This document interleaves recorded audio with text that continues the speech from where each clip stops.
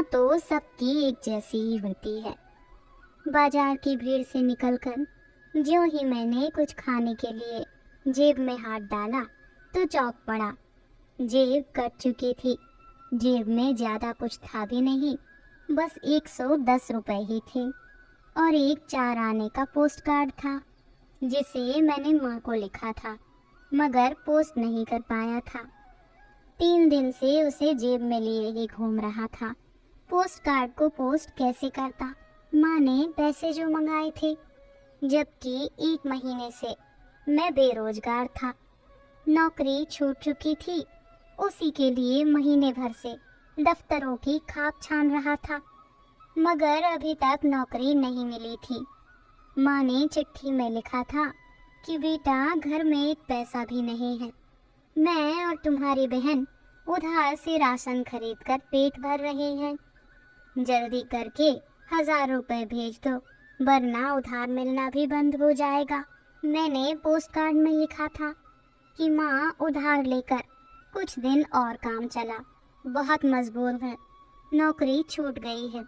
जैसे ही नौकरी मिलती है एडवांस लेकर पैसे भेज दूंगा। 3 दिन से वो चिट्ठी मेरी जेब में थी, मगर मैं उसे लेटर बॉक्स में नहीं डाल पाया था। मगर जेब कतरा वो 110 रुपए भी चुरा ले गया।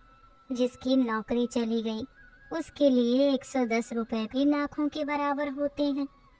वो 110 रुपए मेरे लिए 4-5 दिन पेट भरने का जुगाड़ थे।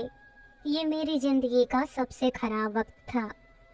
ये उस वक्त का वाकया है जब 10 रुपए में किसी ढाबे पर भरपेट खाना मिल जाया करता था, मगर जेब कतरे ने एक पैसा भी जेब में नहीं छोड़ा। कमरे का किराया भी बाकी चल रहा था।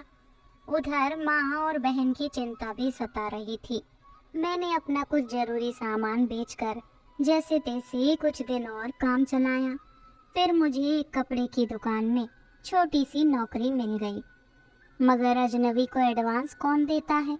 दुकान के मालिक ने साफ कह दिया था कि महीना पूरा होने के बाद ही पैसे मिलेंगे, इसलिए माँ को फिर भी पैसे नहीं भेज पाया था।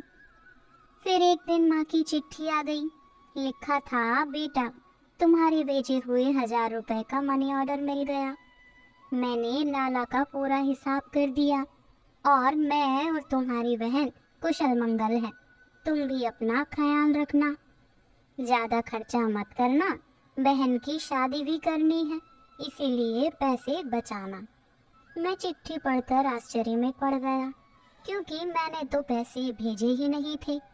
फिर माँ को पैसे किसने भेज दिए? कौन दानवीर है जिसने हम गरीबों पर इतना बड़ा उपकार कर दिया? मैं काफी देर सोचकर भी कल्पना नहीं कर पाया कि पैसे कौन भेज सकता है। शहर में मेरा ऐसा कोई दोस्त भी नहीं था जो मेरे ऊपर इतना बड़ा उपकार कर दे। 2-3 दिन तक मैं इसी उधेड़बुन में लगा रहा कि पैसे आखिर किसने भेजे होंगे। पुरानी नौकरी से तो निकाला गया था, वो मालिक तो बिल्कुल खड़ूस था, इसलिए वो तो किसी हाल में पैसे नहीं भेज सकता था। ना ही उसके पास मेरे घर का पता था। नया मालिक भी ऐसा नहीं कर सकता था। फिर आखिर वो है कौन जिसने माँ को 1000 रुपए भेजे? ये मेरे लिए एक बड़ा प्रश्न था। मगर 2 दिन बाद मुझे एक और चिट्ठी मिली। उसमें लिखा था, माफ करना भाई, मैंने तुम्हारी जेब काटी। मुझे नहीं मालूम था तुम इतने लाचार और मजबूर हो।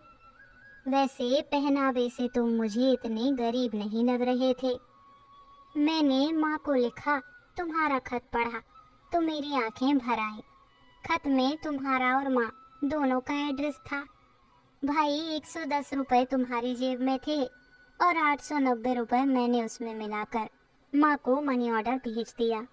मेरे कारण तुम्हें परेशानी उठानी पड़ी, इसके लिए माफी चाहता हूँ।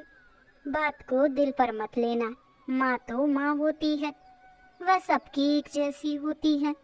क्या तेरी क्या मेरी माँ भूखी क्यों रहे? तुम्हारा जेब कतरा भाई। कहानी अच्छी लगी तो लाइक कमेंट्स करें, शेयर जरूर करें और भी अच्छी कहानियों के लिए चैनल को सब्सक्राइब जरूर करें।